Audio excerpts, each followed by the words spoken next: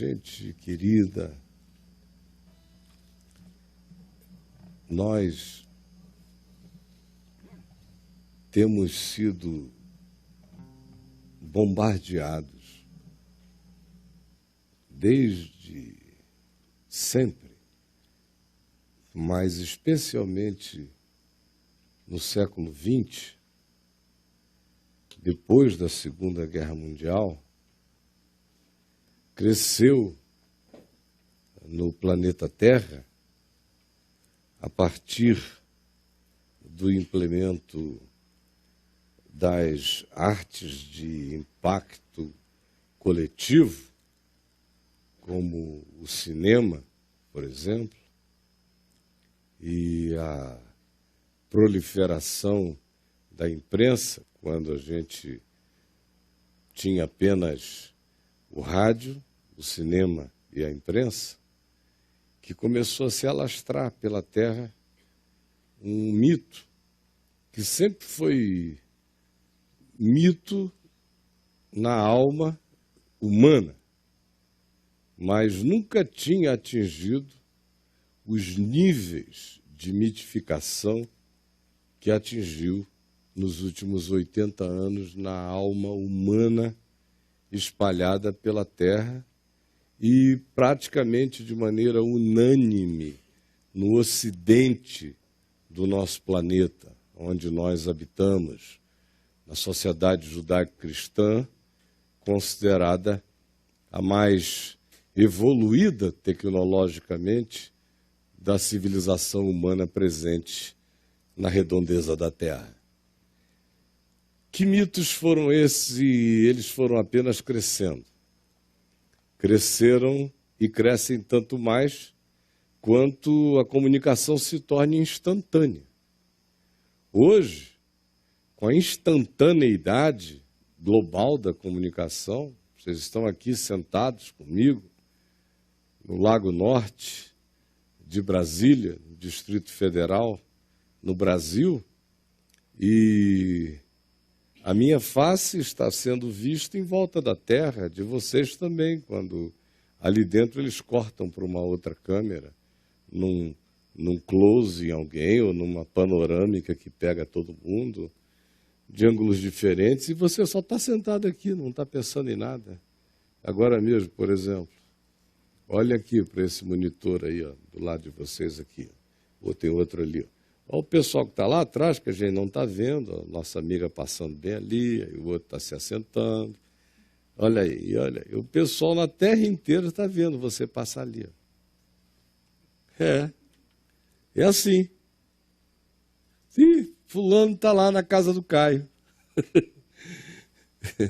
Espero que não haja ninguém em volta da terra com restrições à sua presença aqui. Não é interessante? Instantâneo.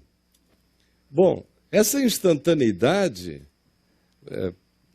prova apenas o que eu estou dizendo. A universalização dos tabus, de um lado, dos preconceitos ou de qualquer outra coisa, criação de subgrupos, de fanatismo ideológico, religioso, tudo que se vai criando a partir de uma comunicação disponibilizada aos bilhões na Terra inteira, para pessoas se ajuntarem em torno dos seus grupos e subgrupos e interesses, de modo que vão surgindo guetos dentro de cidades e vão surgindo conjuntos de perspectiva, de afinidade, que acabam pela ideologia formando uma nação subjetiva de afins, não só num país, mas às vezes no mundo inteiro. E ninguém nem os enxerga, porque eles não estão presentes numa reunião, eles estão presentes numa web de relações. Imagina o que viaja, com que instantaneidade.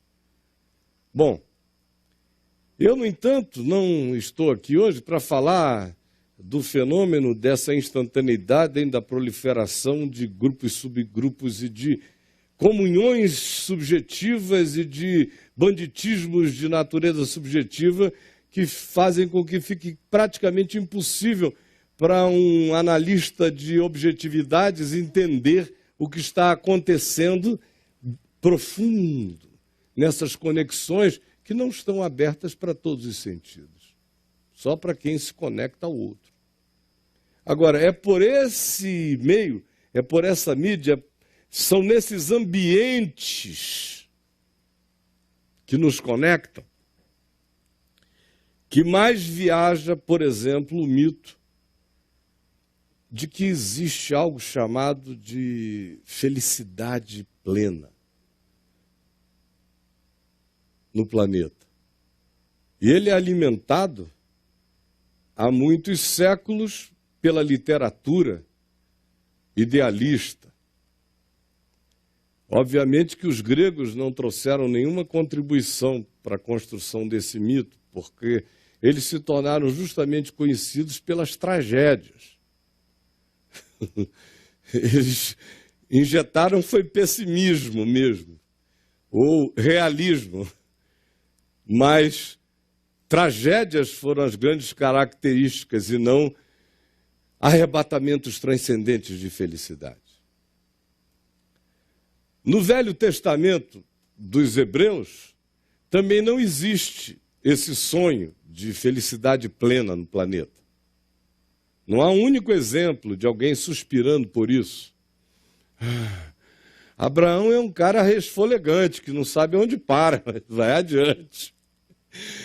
E tendo que ter um filho que não consegue, a mulher dele também, vão derramando sêmen pelo deserto e perdendo óvulos pela terra, sem conseguir produzir nada e andando adiante. Imagina, foi muito feliz a vida de Abraão, né? De acordo com os nossos conceitos ideológicos de felicidade. Você gostaria de viver a vida de Abraão, o pai da fé? Ser feliz como Sara? Está de brincadeira. A gente se divorcia se viver como Sara. Não aguenta um ano de vida de Sara. Já disse, por que você está se divorciando? Não é nem porque não conseguiu ter o filho, é porque o marido não se emprega. Está sempre mudando. Tem uma voz dizendo, vamos adiante. Não é aqui ainda. Aí não aguenta. Se inscrever para o Papo de Graça, eu digo, realmente, seu marido é instável. Muito instável. Fica difícil, minha filha. É que Sara nunca teve essa questão. Ela nunca teve, ela sabia que aquilo fazia parte. Não havia esse sonho, esse ideário. Não havia essa utopia. Não havia essa fantasia. Em nenhum deles. Imagine. Se alguma esposa de patriarca, de Jacó, por exemplo, teve esse sonho de felicidade daquela concorrência parideira de esposas e de esposas subcontratadas para parir, para ver quem ganhava a gincana do parimento de crianças. Era uma agonia só. E os filhos que vieram, que desgraça! Aqueles 12. E as mulheres que tiveram, meu Deus! E as meninas também, vitimadas, tragificadas, experiências de estupro, incesto, molestamento. Não existe isso na escritura do Velho Testamento. Noé, por exemplo, antes de Abraão, sai daquela arca, imagina, passar a vida fazendo uma arca. É um sonho de felicidade, né? Com um monte de gente chamando de idiota, otário, doido, insano, boicotando, e você lá na sua felicidade. Aí depois recebe aquele zoológico flutuante. E fica aquele tempo todo ali dentro. Fica tranquilo, porque no máximo é um gambazinho que passei aqui por cima, mas ele é puro e inocente. Esse é feliz, viu? Porque ele não tem expectativa. Aí, pois bem, Noé está ali vivendo aquela situação. Quando o negócio pousa, é em cima de uma montanha horrorosa, o Monte Ararat. 4.000 e tantos metros de altura. Pá, lá em cima. Aí desce, aí diz assim, o texto é rápido, dá a impressão que foi fácil. E desceu Noé da arca no dia tal. Então Noé plantou uma vinha. Então Noé bebeu do fruto da vinha e tomou um porre. Então o filho de Noé, chamado Cão, vendo seu pai nu, o texto hebraico sugere que houve um abuso. Para chegar ali já tinha sido um inferno. Nenhum de nós quer se auxiliar de Noé em nenhuma tarefa, antes, durante e depois do processo. E longevidade ali era sinal de desgraça, porque o cara ia aguentar séculos de tormento. Aí Noé planta uma vinha. Quanto tempo você acha que você leva para plantar uma vinha e colher uva e fazer vinho? São alguns anos, meus queridos. Parece 2 versículos. É fácil, vida de Noé, 2 versículos. Já estava Noé saindo da arca e plantou uma vinha. Aí a vinha. Aí Noé aperta um botão. Aí Noé. É mais ou menos a nossa fantasia. A gente nem imagina, porque não pensa. Porque tudo é mágico na cabeça da gente. Aí vem, e para Noé ainda tem um abuso. Toma um porre e é abusado pelo filho. Oh, coisa linda, de alegria, feliz.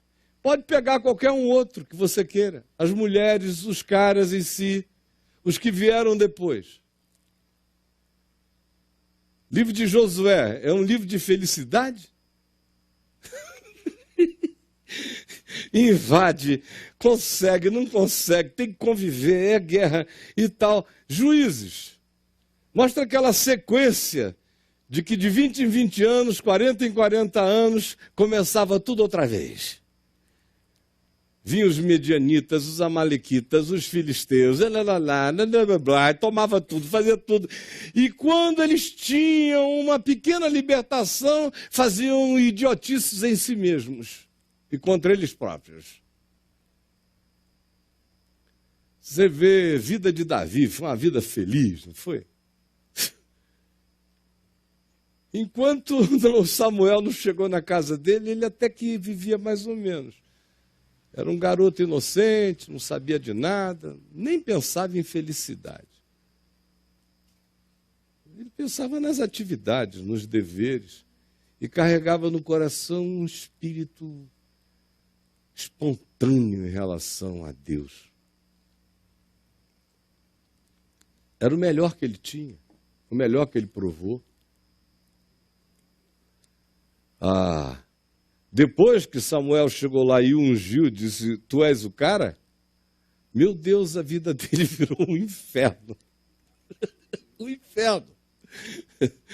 Aí já se embola com um Golias. Aí tem a desgraça de virar da noite para o dia herói nacional. Você já pensou? Ser herói nacional é uma miséria. Você está sequestrado pela paixão de um monte de gente falando a frase do Pequeno Príncipe para você de dia e de noite. Tu te tornas eternamente responsável por aquilo e aqueles que cativa. Aí o cara entra numa. Eu estou aqui para vos servir. Aí começa. No caso dele, toda vez que ele subia, o pau cantava mais.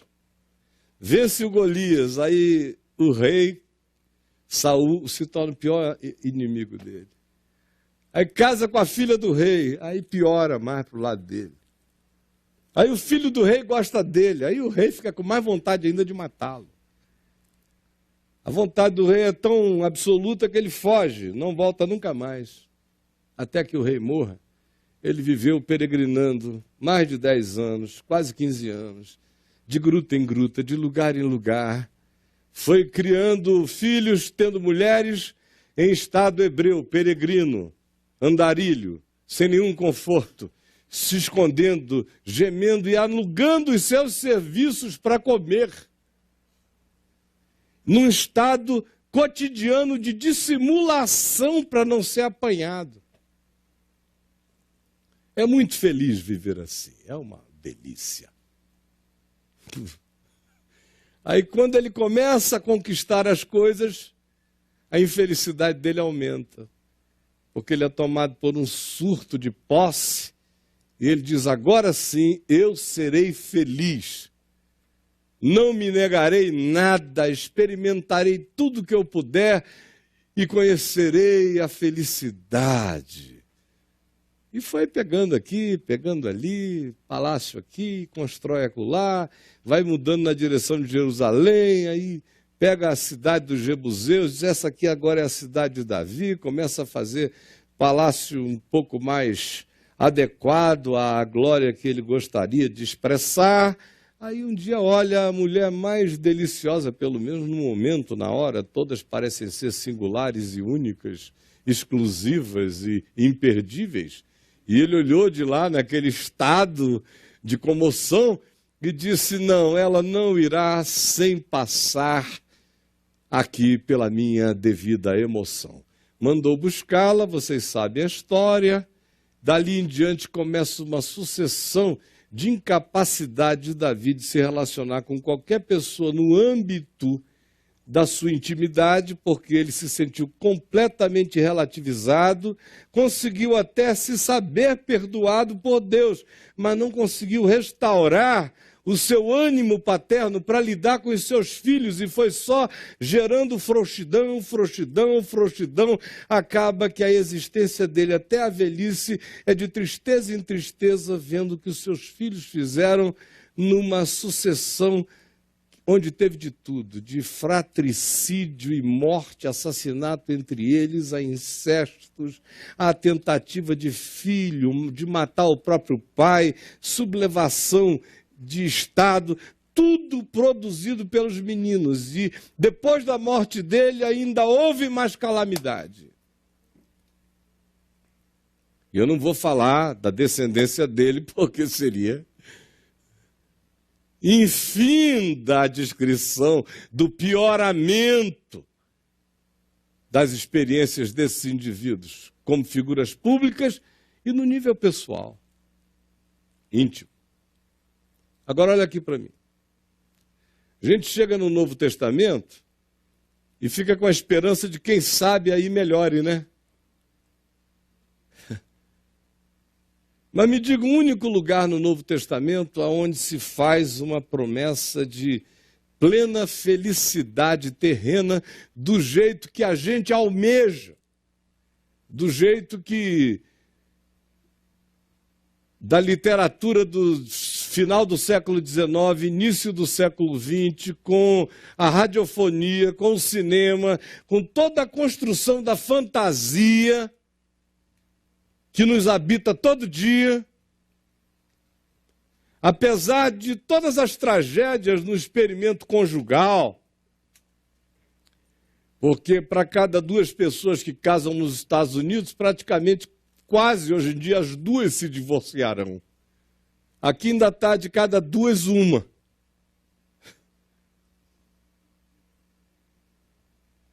Já tem lugares onde a média é maior. Para cada pessoa que casa, haverá 3, 4, 5 divórcios.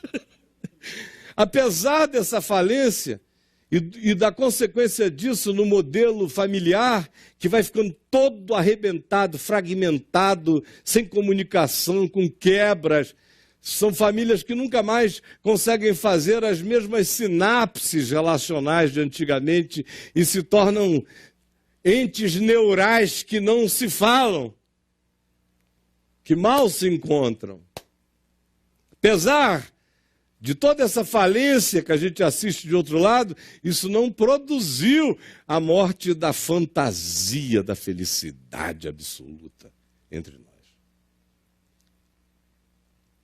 Porque essa vontade de felicidade absoluta passa fundamentalmente por algumas áreas vinculadas à conjugalidade, à família, e ela se estende muito mais. O leque que se criou, a diversidade de promessas, de expectativas, de alcances, de realizações, se tornou infinitamente maior. Por exemplo, quando você pensa em Abraão, um homem do Velho Testamento como um homem rico no tempo dele, se você o trouxer para cá hoje, ele é um infeliz que ninguém quer mudar aqui de vida com ele. Vivendo lá no cantinho, cuidando, dormindo numa tenda, aquela coisa, sem água, sem chuveiro, sem caixa d'água na cabeça, sem nada. Cocô no chão, cobre com terra, limpa sabe Deus com o quê. E é um homem rico, com as cabras, aquele bando de menino, catarro, vem. Não, isso é só uma descrição de quem achava assim, porque vivia uma vida muito menor do que a dele. Mas para a maioria de nós hoje, não é nem de longe um bom negócio. Até os homeless de São Paulo estão dizendo, não quero dar muito trabalho, viver como eu já vivo, com muito mais preocupação do que eu tenho. Não é um bom negócio. Mas o mito só cresce. Porque é praticamente obrigatório,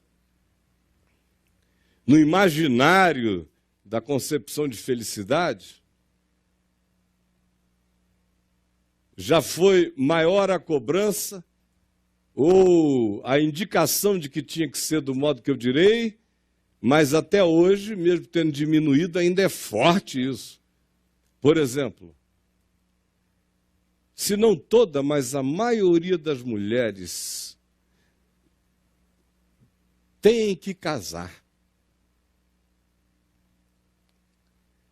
Isso, mesmo que a família esteja dividida, arrebentada, mesmo que isso já não tenha mais nada a ver com a evolução biológica da civilização humana, porque já não tem. Já não é mais uma questão de evolução biológica linear. A gente passou dessa, a gente está na área nuclear, a gente está dentro do gene. Mas assim mesmo olhando em volta e vendo que para cada dois, um se separarão, ou que é só no terceiro ou no quarto experimento que, quem sabe, alguém conseguirá andar com um relativo equilíbrio, um equilíbrio de Chaplin. Enquanto caminha na existência, a gente continua a crer nesse mito. Aí toda mulher se cobra, a menos que ela tenha encontrado a namorada dela.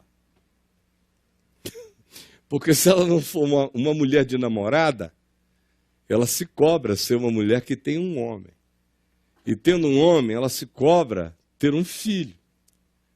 É por isso que a gente vê o pessoal tentando resolver tudo na vida, aí quando chega aos 40 anos, consegue casar, aí vai tentar ter um filho in vitro, em intervenção de tudo que a gente tem que chegar lá para fechar essa coisa. A vida continua muito básica em relação aos estabelecimentos dos mitos a serem alcançados, como troféu de sucesso, como alcance pessoal na vida. Casar é outra coisa obrigatória. A pessoa acha que tem que casar. Nunca se perguntou se ela tem alguma coisa a ver com casamento, significando amizade, fidelidade, bom humor mútuo, tentativa de facilitação da vida um do outro, porque se querem bem e se tornaram um, portanto não se boicotarão, porque seria tão louco quanto eu começar a dar soco em mim mesmo.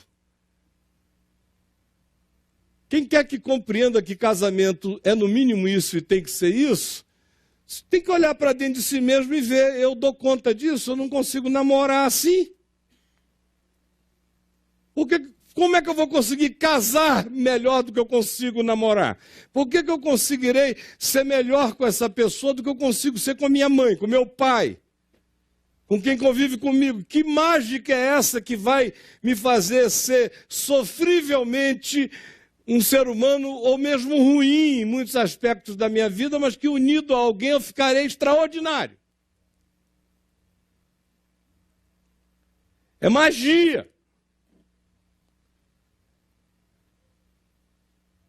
É magia. É puro mito. É fantasia. Ou existe essa obrigação extraordinária de ter filhos. Nós estamos vivendo numa época em que, se Paulo estivesse vivo aqui, ele diria o que ele disse aos Coríntios. Vejam bem se vocês estão preparados para ter filho. Considerando o espírito do planeta, ele disse, o que está vindo por aqui, o perigo, a ameaça, a morte, nos dias dele eram outras coisas, eram concretas, objetivas, eram martírios, eram prisões, eram coisas que aconteceram. Ele diz, considerando esse estado, vocês acham que é uma boa? Eu gostaria que todo mundo ficasse livre como eu, que estou livre disso tudo. Agora, considerando não o mundo necessariamente, sobretudo é considerando quem você é.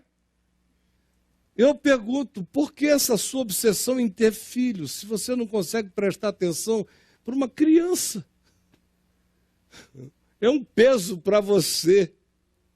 Se a tua irmã pedir para você ficar uma tarde com o seu sobrinho. Você acha que quando plantarem essa semente ali vai surgir, vai estourar uma bolsa milagrosa de dentro para fora? Maternidade a gente começa a ver nos olhos de uma menina pequena, pelo modo como ela trata o irmãozinho, como ela trata um gatinho, um cãozinho, como ela trata o pai, a mãe, os afetos, as ternuras, os cuidados, você começa a ver dali. É claro que quando uma mulher está impregnada de uma vida, há uma transformação no processo intenso, mas tem que encontrar uma base psicológica para que tal coisa se opere. É por isso que cada vez mais você encontra pessoas fisicamente saudáveis para gestação e para darem à luz, mas psiquicamente inférteis de maternidade e de paternidade. Não é biológico o problema, é esterilidade psicológica e espiritual, cada vez mais. Então, por que essa obrigação de fazer um ente, se você não tem coração e sentimento para os entes existentes? Nos níveis em que você se propõe a criar e contribuir para produzir o quê? Mais abandono e alienação na Terra? É só para colocar a marca da sua desgraça no planeta que você quer produzir alguém? A sua imagem e semelhança ou pioradamente em relação a você até? São mitos. Essa coisa do emprego feliz é um outro mito. Aquele emprego feliz. Eu vejo toda hora pessoas querendo trabalhar num emprego que a descrição do emprego parece mais um encontro sexual, de tão delicioso que é o emprego. Eu digo, meu Deus, os caras ainda estão nessa. Olha, eu conheço poucas pessoas que façam mais o que amam e com maior liberdade do que eu tenho. Eu faço o que eu amo desde 18 anos. E faço com liberdade. Mas nem todos os dias, e quase nunca, de vez em quando acontece de ouvir flutuando. Sabe, tem dias até que você vem num estado flutuante. Quem trabalha com você nota que você chegou assim a uns centímetros acima. Você está no skate do Back to the Future. Mas na maioria das vezes você acorda e você diz, meu Deus, eu estou cansado mesmo, né? Dói aqui, dói ali. Você está com a mente cansada, você está vivendo há muito tempo com a mesma intensidade, tem desgastes.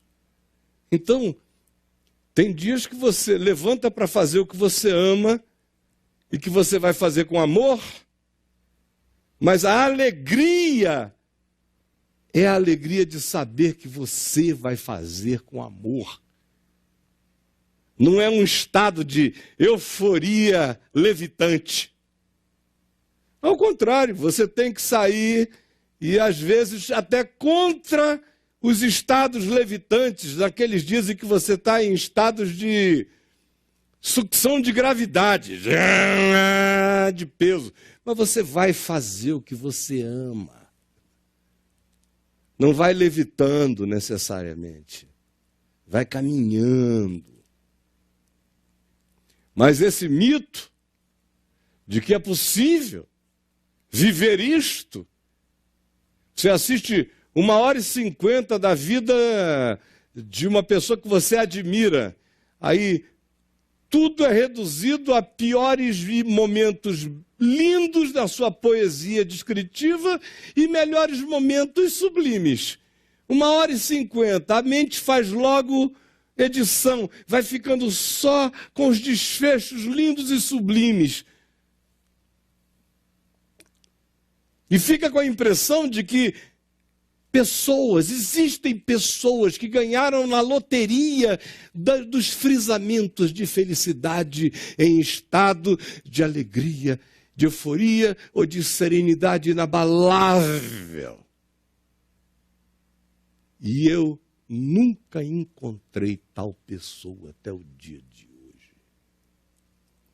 Nem na Bíblia e nem na terra.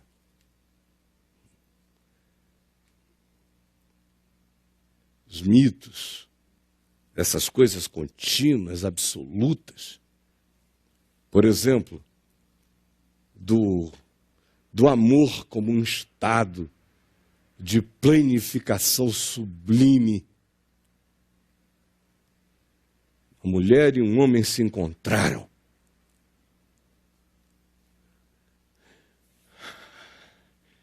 A maioria de nós pinta, não um cenário, desenha um estado. É um estado de um conforto, de um abraço, de um sorriso, de uma afirmação validadora, de um gozo que dure, de um brilho que nunca cesse, de um sorriso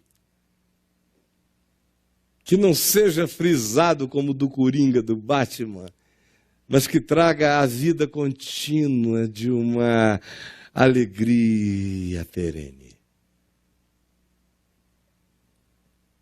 E eu também nunca encontrei essas pessoas, até hoje, amando profundamente a minha mulher. Não vivi um único dia depois dos nossos primeiros anos. E olha que já nem nesse período, porque a gente viveu os nossos dias mais intensos de testosterona, de oxitocina, de dopamina, de tudo que diz respeito à explosão poderosa do desejo e do bem-estar em levante, da usina química do prazer feliz, muito tempo. Aquela intensidade que parecia que nós éramos anômalos em relação ao fato de que aquilo foi passando do primeiro ano, segundo ano, terceiro ano, quarto ano, quinto ano, foi atravessando, enquanto a gente apanhava de todos os lados. Filho morre, gente, é perseguição, é isso, é aquilo. Eu não quero descrever. E a gente vivendo. Tivemos aqueles momentos de pico extraordinário da sensorialidade dessa experiência E a realidade logo nos trazia para um cotidiano onde você viaja do Monte da Transfiguração para um vale onde tem um demônio renitente que não quer ir embora. O tempo todo, em Perelandra, nessas...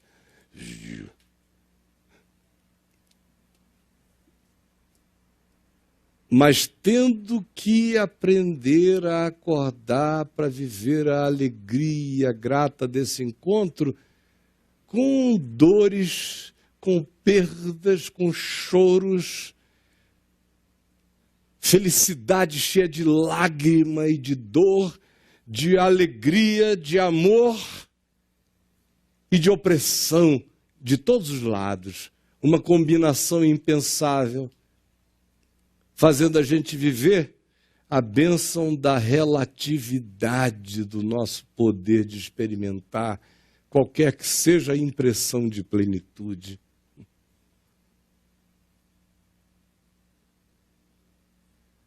Saber o que Jesus nos ensinou é o que nos coloca nesse chão da compreensão do significado de que a gente só encontrará aquilo que valha e possa legitimamente ser chamado de plenitude absoluta de tudo, para além da experiência do espaço-tempo, vivendo esse corpo de morte. Começar do corpo. Quem aqui, essa semana, não sentiu meia hora de ansiedade? Tem alguém? Não precisa levantar a mão. Primeiro, essa pergunta eu sei que não tem ninguém para levantar a mão. Mas se eu disser quem viveu, e se eu disser e perguntar quem tem vivido num estado ansioso e tenso? Muitos. E é um horror, não é? Você carregar a ansiedade, aquele choque que não cessa.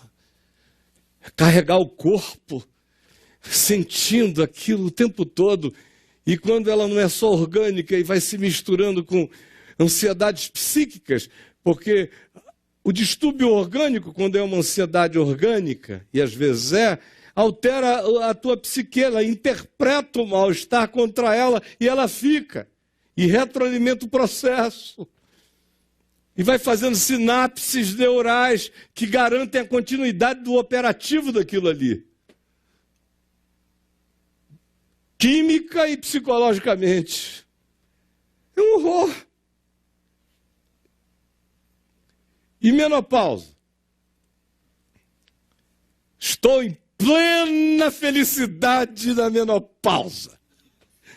Minha querida, se você está, eu conheço o resto em casa, na sua, que não está. Em geral, não. O marido diz, bom, está diminuindo a produção de hormônio em meu favor e está crescendo a produção de hormônio contra mim. Então ele não está afim. Os filhos também dizem, meu Deus, o negócio está muito intenso aqui, está nervoso, está gritado, está isso, está aquilo. Porque é um corpo de morte, minha irmã. É de morte. Teu também.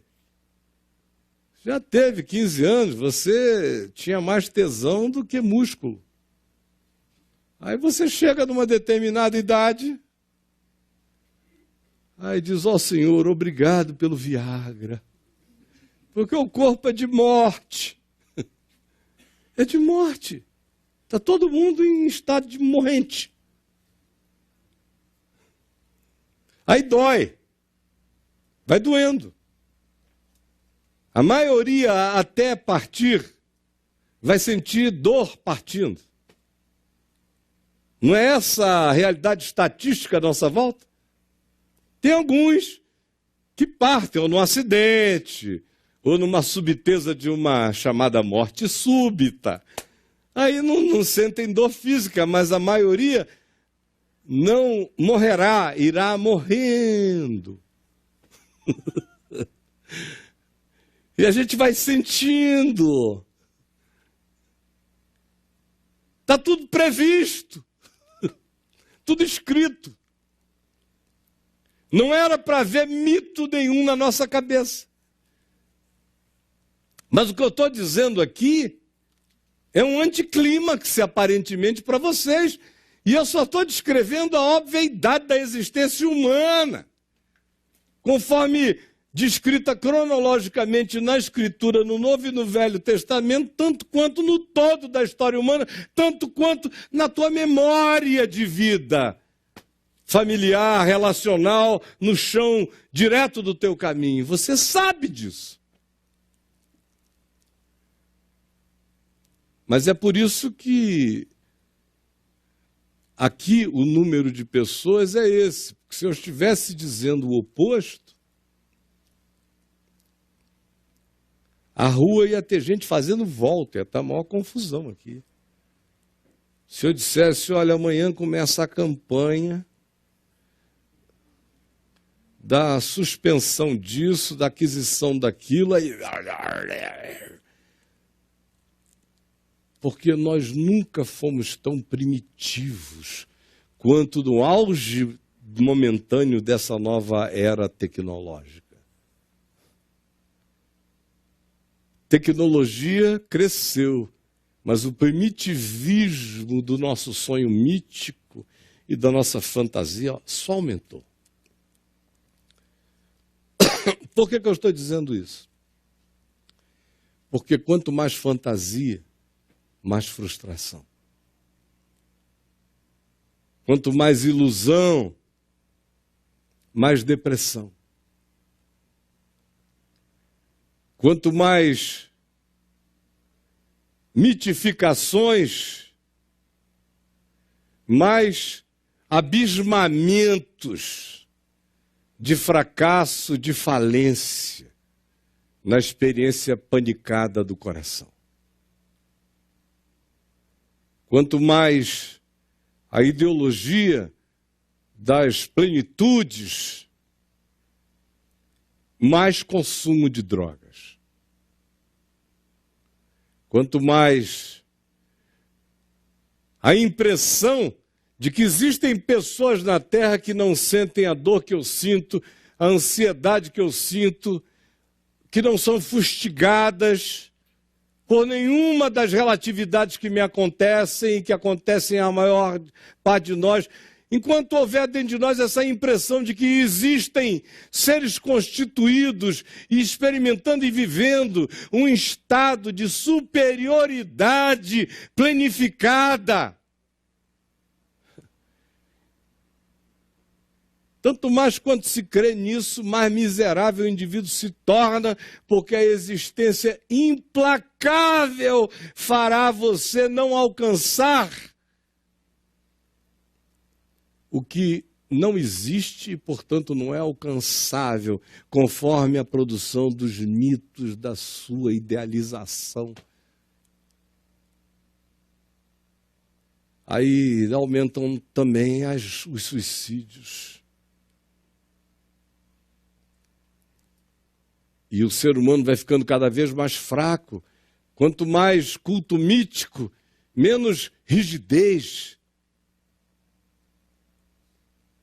menos capacidade de enfrentar a realidade, de lidar com a vida,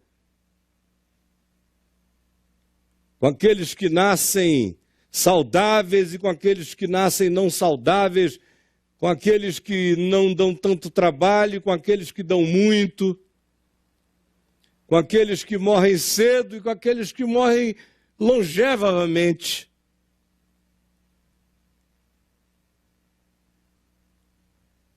Enquanto, todavia, não se tem essa consciência,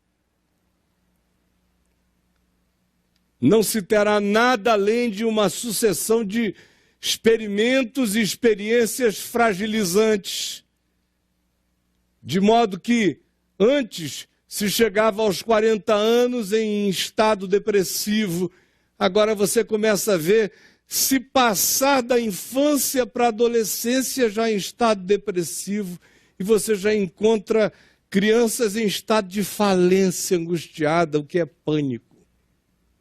É pânico. Por quê? Aí você diz, bom, Caio, você me trouxe até aqui para ouvir isso. Agora que eu vou começar a falar. Preste atenção. Abra aqui, ó, no Evangelho de João, no capítulo 16. E eu prometo que em 20 minutos eu termino. Tudo que eu falei foi para chegar aqui.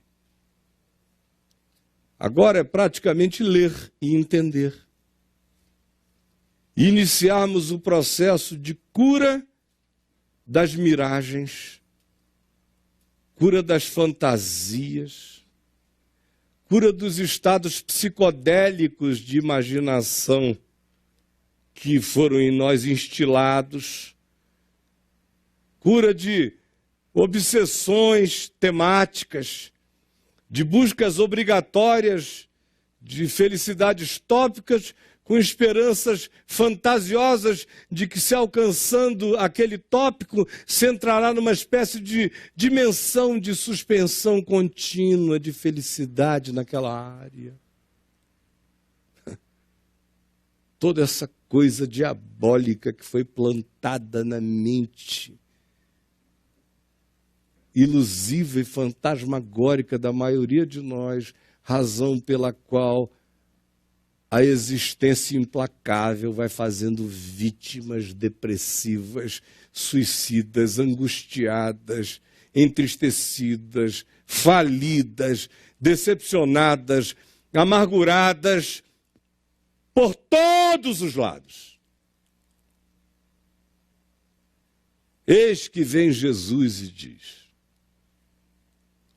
tenho-vos dito coisas difíceis que ele vinha dizendo antes. A última delas foi: vocês serão odiados. Isso é uma coisa extraordinária, né? Você chegar e formar discípulos dizendo: vocês nunca serão amados, a não ser uns pelos outros. Chega numa situação em que ele diz depois: nem uns pelos outros. É um futuro extraordinário, né? Que ele divisa para nós como experiência no espaço-tempo. Na realidade, ele só vem a dizer que as coisas vão se tornar o que as coisas tornar-se-ão depois de toda a constatação da implacabilidade da manifestação da realidade contra a fantasia humana. E então se verá o Filho do Homem vindo nos céus com poder e grande glória. E só então começa o tempo onde o possível se torna possibilitado e a promessa se torna realizada. E tudo que é relativo passa a ser absorvido pela vida. E o corruptível é absorvido pelo incorruptível. E o corpo de morte ganha o corpo da ressurreição. E a confusão da alma é substituída pela luz absoluta do Espírito de Deus em nós. Jesus diz: tenho-vos dito essas coisas, que vocês serão odiados sem motivo. Mas também eu digo que eu estou mandando o Espírito da verdade, o Consolador. Vocês serão consolados com verdade, não com ilusão. Tenho-vos dito estas coisas para que não vos escandalizeis. Vocês vão ser consolados com verdade, não com ilusão, não com fantasia. se quiserem ser discípulos de Jesus. Ou então não venham mais aqui, porque eu não tenho fantasias a oferecer, como Jesus não tinha. Eu estou dizendo como a realidade é, para que vocês não se escandalizem, não caem em frustrações chocadas. Faz parte que seja assim. Eles vos expulsarão das sinagogas. Aí você diz, bom, eu nunca tive essa experiência. Como não? Sinagoga é qualquer poder constituído que exacerbe esse poder, querendo controlar, manipular, determinar, condicionar, impor e inocular pensamentos, convicções na alma de um outro e controlá-lo assim. Esse é o espírito no Novo Testamento de como a sinagoga aparece. Qualquer coisa que tenha esse espírito, carregue esta finalidade, não importa qual seja o tema, seja da sinagoga judaica, a igreja cristã, a mesquita, a tua família, ou a quem quer que na tua vida pratique isso, ou qualquer que seja o poder que se institua com essa força contra a vida, com esse poder de expulsar, de segregar, de afastar, de excluir, representa essa potestade. E eu estou dizendo isso para que vocês não se escandalizem, vai ser assim. Vocês vão ter esse tipo de embate. Chegará a hora em que vai ter gente que todo mal que fizer a vocês, o que disser a respeito de vocês, acha que está fazendo uma coisa boa. Isso eles farão porque eles não conhecem o Pai, nem a mim, nem o Evangelho, nem a verdade. Quem não conhece a verdade pode agir assim. Seja ele quem for, religioso e irreligioso, de dentro, de fora, de qualquer lugar. A gente só é mudado na verdade, só é consolado na verdade. Quem não anda na verdade, segundo o espírito do amor, ensinado por Jesus, pode tratar qualquer um assim. Expulsar, perseguir, impedir, fazer tropeçar. Ora, estas coisas vos tenho dito para que quando a hora chegar, quando vocês experimentarem, vocês se lembrem de que eu disse que seria assim. Eu não comecei a dizer isso para vocês desde o princípio, porque eu estava com vocês. Eu segurava, eu protegia, mas agora eu vou. Chegou a hora de eu largar a mão, de vocês virarem gente. Chegou a hora de separar meninos dos homens. Mas agora eu vou para junto do Pai. E por isso vocês vão ter que aprender a andar. Mas saibam disso, eu vos digo a verdade. Eu vos digo a verdade. Não vou construir fantasia. Não existe campanha para suspender a realidade. Nenhum dízimo suspende, nenhuma mandinga de crente, nada. Jesus não conhece essa feitiçaria.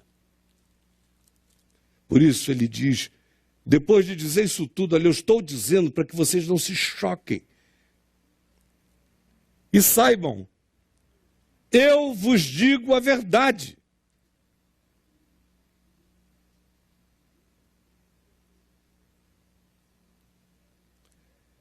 A verdade que eu vos digo é essa, convém-vos que eu vá.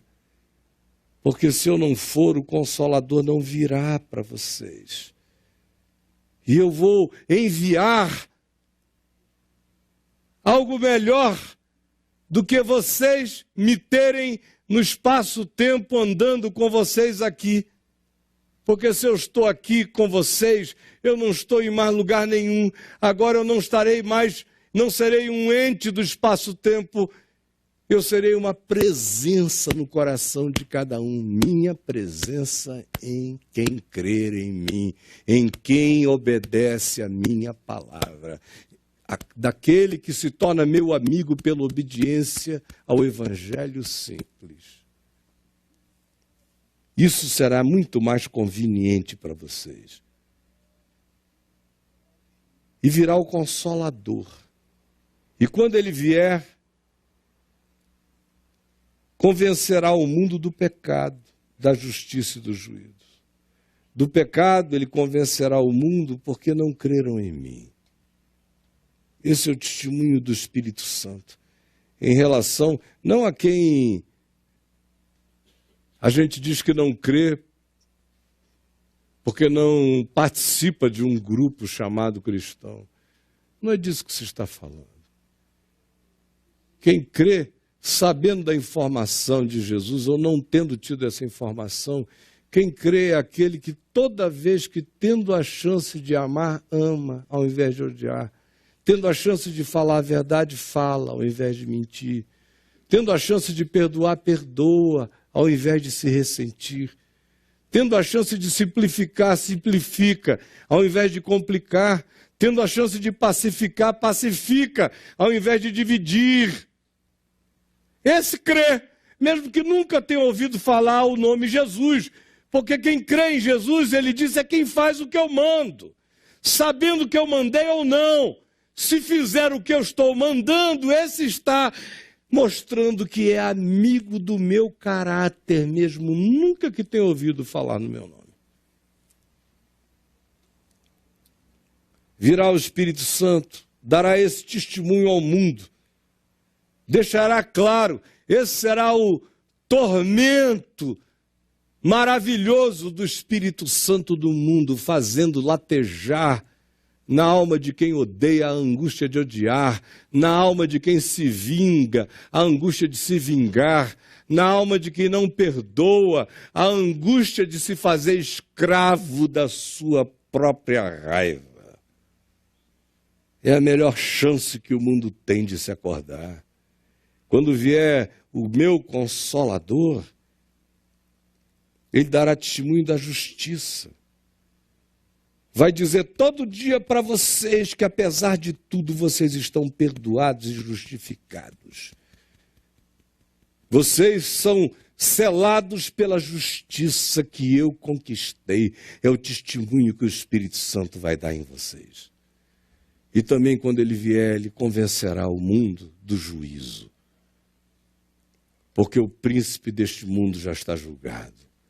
A certeza é esta. Tudo que vocês vão assistir é o estribucho do rabo da lagartixa, porque Satanás já foi julgado na cruz.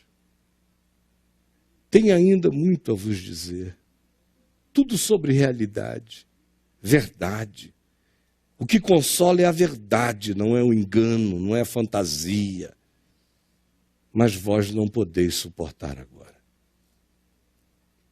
2000 anos depois, porém, as palavras de Jesus prosseguem para nós aqui hoje, dizendo, quando vier o Espírito da verdade, o Consolador, e ele já veio, ele vos guiará à verdade. Olha a ênfase dele no que é verdadeiro, não no que é ilusão, não no que é expectativa fantasiosa, é na verdade, é na realidade. É quem abraça a verdade é que é liberto, é quem abraça a verdade que não é enganado, que não se escandaliza. E ele diz, e eu vos digo a verdade.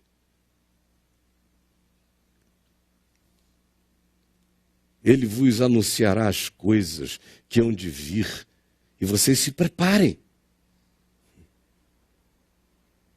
Se preparem.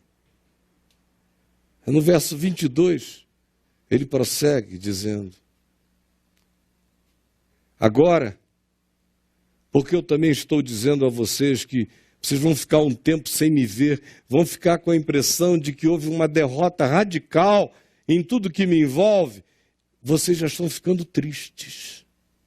Mas eu estou dizendo a vocês que isso vai acontecer. Estou dizendo que vocês vão chorar, vão se angustiar, vão pensar que perderam tudo, até que eu vou aparecer de novo. E vocês experimentarão que no meio do choro e da lamentação, a tristeza de vocês vai se converter em alegria num domingo de ressurreição. A mulher, quando está para dar à luz, sente tristeza. Vivendo a circunstância, na hora da dor a gente sente dor. Na hora da angústia a gente sente angústia. Pode ser gerando um filho lindo, mas se está doendo, está doendo. Ele não nega a realidade nem na hora mais sublime. Quando certas horas chegam, mesmo para produzir o melhor, certas dores se instalam. Mas depois de ter nascido o menino, a mulher já não se lembra da aflição. A alegria vai dissolvendo a aflição, novas alegrias vão dissolvendo aflições. Aflições sempre teremos e misericórdias de alegria seremos sempre por elas visitados. De modo que o ciclo é esse. Assim também agora. Vós tendes tristeza. Porque você está vivendo aquele momento, uma hora chegada. Você está vivendo uma hora que você tinha que viver. Tem que atravessar. Chegou a hora.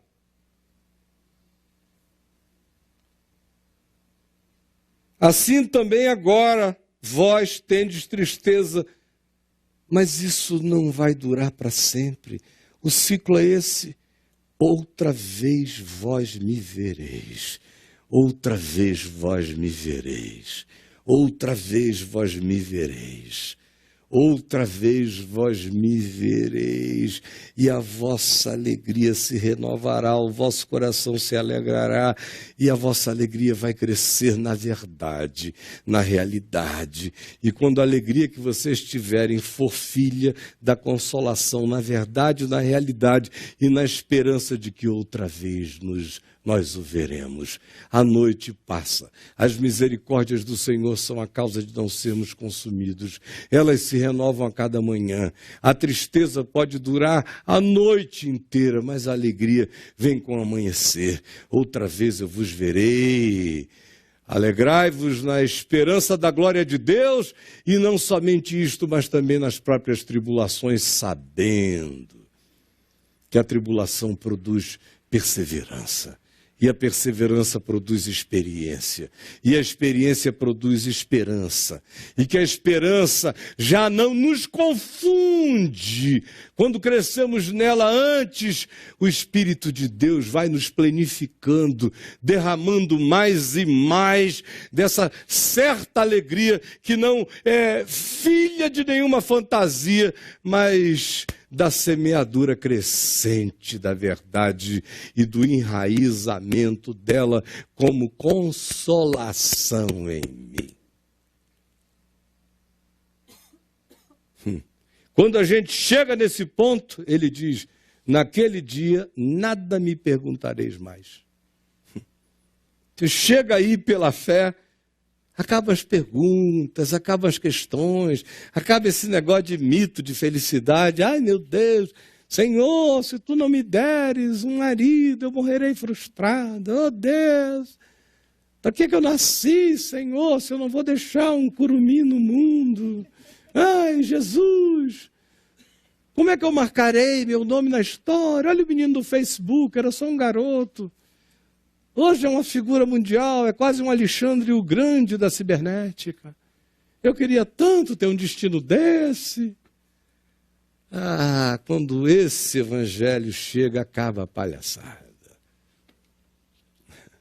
Acaba a comparação, acaba o poder do curso deste mundo, na fantasia e na produção idiotada da nossa existência.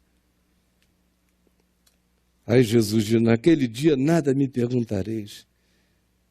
E em verdade eu vos digo que a partir dessa compreensão, vocês vão aprender o significado de terem alegrias decorrentes da comunhão com o Pai, de falar direto com Ele, de vendo a sabedoria dele ir se metendo nos intestinos da realidade, penetrando tudo, até que de repente começa a aparecer o fruto sutil de bondades que a gente não podia jamais prever, mas que não são drogas de histeria de felicidade.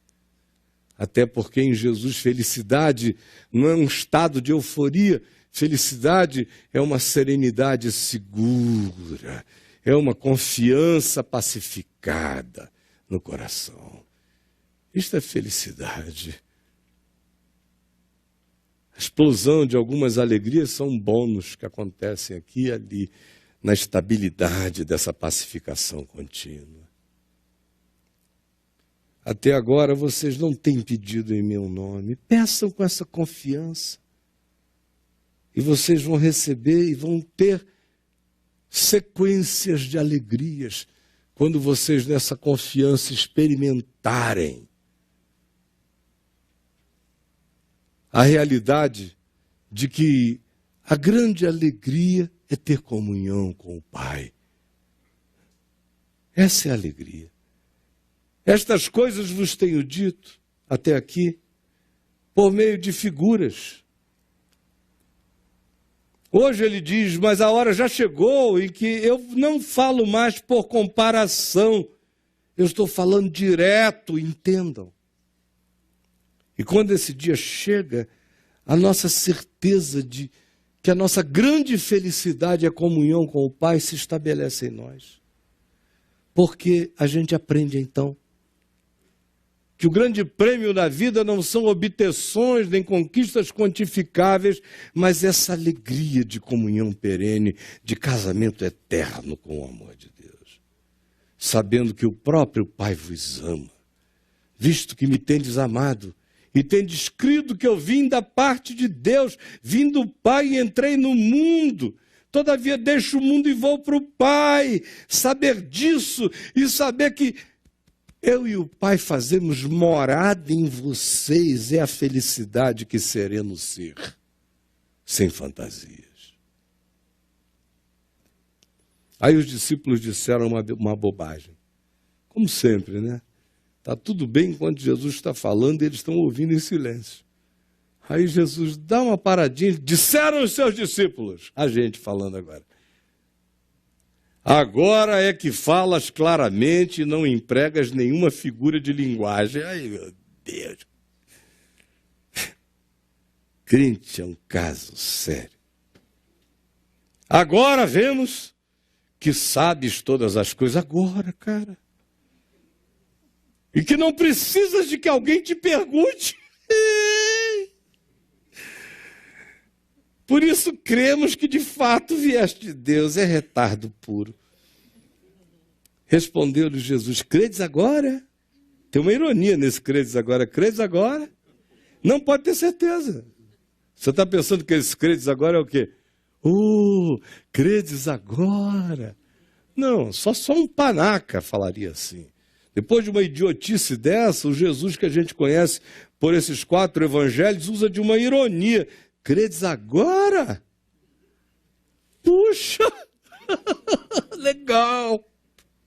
Olha como é que ele diz para provar que foi uma ironia. Eis que vem a hora. O que ele está dizendo é, gente, isso é fantasia. Vocês falaram isso só porque vocês tinham que falar alguma coisa. Essa mania de dar uma resposta à altura. Vocês não entenderam ainda nada. O que eu estou dizendo é que vem a hora e já chegou. Vocês que estão dizendo agora nós cremos, agora tu falaste, agora nós entendemos. Fiquem sabendo, o processo só termina quando eu disser que ele acabou, na hora que eu pegar vocês e puser bem diante da minha face e disser, entra, benditozinho do meu Pai. Toma posse do reino que eu comprei com meu sangue para ti. Aí sim, antes disso, Ninguém entendeu tudo. Tudo ainda é relatividade. A maior compreensão ainda é pequena. O maior amor ainda é mínimo. A maior fé ainda é nada. A maior esperança ainda fraqueja. A melhor fidelidade ainda não é absoluta. Por isso é que eu digo para vocês que acham que atingiram alguma coisa, vocês vão ter que crescer de verdade em verdade, porque se vocês pararem numa delas, vocês mergulharam outra vez no pântano das fantasias. E vocês estão parando, pensando que isso aqui gerou completude. Agora está completo, agora não é mais relativo, agora é absoluto. E Jesus está dizendo, vocês serão relativos até o fim. Eis que vem a hora e já é chegada em que sereis dispersos, vocês que já creram, que entenderam, que sabem tudo. Cada um vai correr para a sua casa. E me deixarei sozinho. Contudo, sabendo dessa realidade, é que eu digo que eu amo vocês. Não porque vocês são absolutos. Eu amo vocês porque vocês são vocês e porque eu sou eu. O meu amor por vocês não tem a ver com quem vocês são, tem a ver com quem eu sou. Vocês vão me deixar, mas eu não ficarei só, porque o Pai está comigo. Essa é a verdade, essa é a realidade. Quem contar com validações de terceiros vai morrer na depressão, ficará só. Todos vivemos só e morreremos sozinhos. Mas aquele que diz o Pai está comigo é o único feliz em qualquer narrativa celestial. E olha como ele conclui para a gente terminar. Estas coisas vos tenho dito para quem? Para que tenhais paz em mim. Não é uma coisa maravilhosa? Que na psicologia eterna de Jesus, a maneira dele plantar paz na gente é nos narrando a realidade esmagadora como ela é. E não criando fantasias. É nos enrijecendo ao invés de ser nos amolecendo. É quebrando castelos e mostrando cenários concretos. É provando para nós que é só miragem. É projeção do nosso capricho, não é realidade. Ele diz, estas coisas vos tenho dito, para que tenhais paz em mim. Olha os objetivos. Eu tenho vos dito estas coisas para que não vos escandalizeis. Eu tenho vos dito estas coisas para que tenhais paz em mim. De um lado, se tornar um ser não escandalizável. De um outro lado, um ser pacificado. A melhor felicidade é o coração mais pacificado, descansado, possivelmente descansado no amor de Deus. Ser feliz é ter essa paz. Não importa em que circunstâncias. Ele diz, estas coisas vos tenho dito para que tenhais paz em mim. Aí a gente fica esperando que ele descreva o paraíso a seguir. Olha como é que ele conclui. No mundo tereis aflições, mas tende bom ânimo. Eu venci o mundo, sem fantasia, sem miragem, sem projeção de caprichos, sem idealizações, de utopismos que só servem para abismar a gente em frustrações irredimíveis. As nossas depressões são fruto das nossas ilusões, na maior parte das vezes, das nossas fantasias.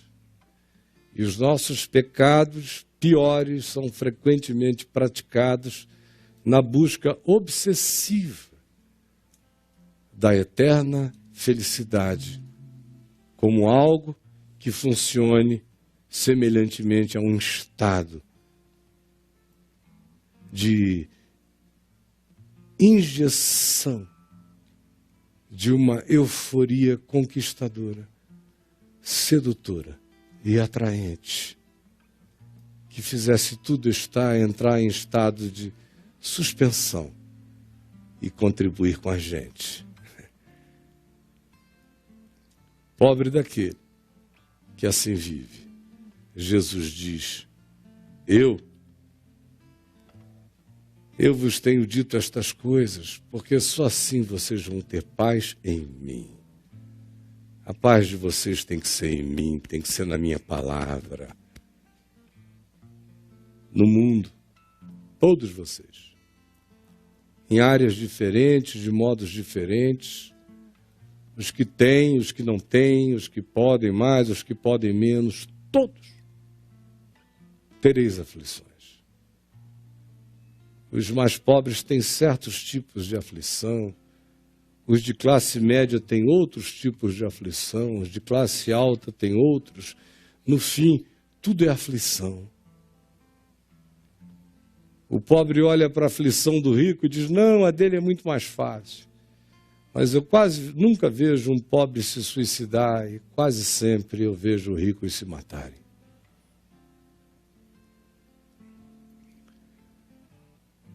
Aí diz o rico: não, a aflição de classe média que deve ser boa. O cara não tem tudo, mas tem todo o conforto. Em geral, são famílias mais bem estabelecidas. Aí você vê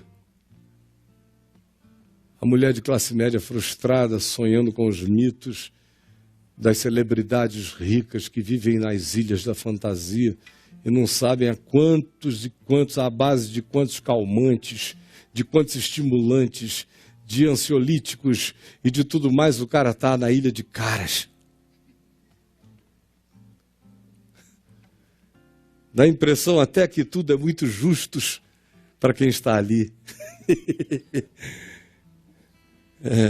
No mundo, todos tereis aflições. Mas tem de bom ânimo. Em mim. Ele fala isso antes de ir para a cruz. Tem de bom ânimo. Eu venci o mundo. Em nome de Jesus. Quem entendeu e crer, vencerá também. Em nome de Jesus. Vamos ficar em pé?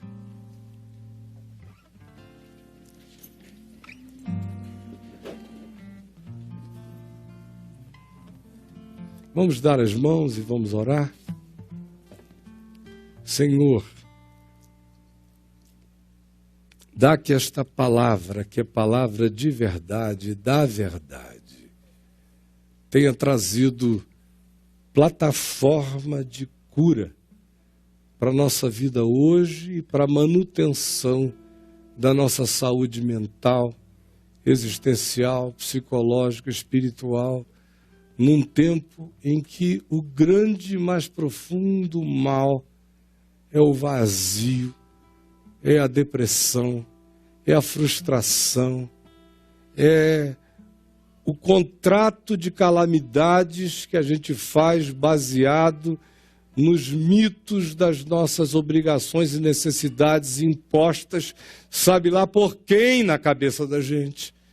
E a gente cumpre, a gente faz, e a gente contrata a agonia, e a gente vai vivendo de contratos de agonia em contratos de agonia, nunca entendendo quem nós somos para ti neste mundo, e o que é verdade, realidade, o que cada um e quem cada um de nós é, e o que cada um de nós com sabedoria, prudência, cautela, porém verdade, devemos buscar fazer à luz do que já alcançamos, do que já entendemos.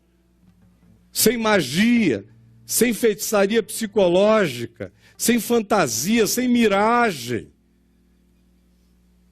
E sem a opressão de traumas que se transformam quase que em guias espirituais.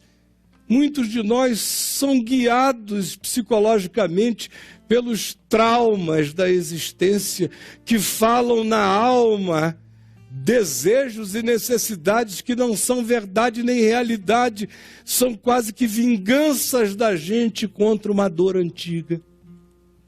Ajuda-nos a entendermos o que está sendo dito, para que a tua palavra produza grande libertação em nós, aqui e em todo lugar onde ela vier a ser ouvida, que ela seja compreendida e que ela faça bem.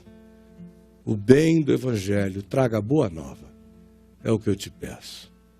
Em nome de Jesus, que nos ensinou a orar dizendo: Pai nosso que estás nos céus, santificado seja o teu nome. Venha o teu reino, seja feita a tua vontade, assim na terra como nos céus. O pão nosso de cada dia nos dá hoje, perdoa as nossas dívidas, assim como nós perdoamos os nossos devedores, e não nos deixes cair em tentação, mas livra-nos do mal, pois teu é o reino, o poder e a glória para sempre. Amém. Amém.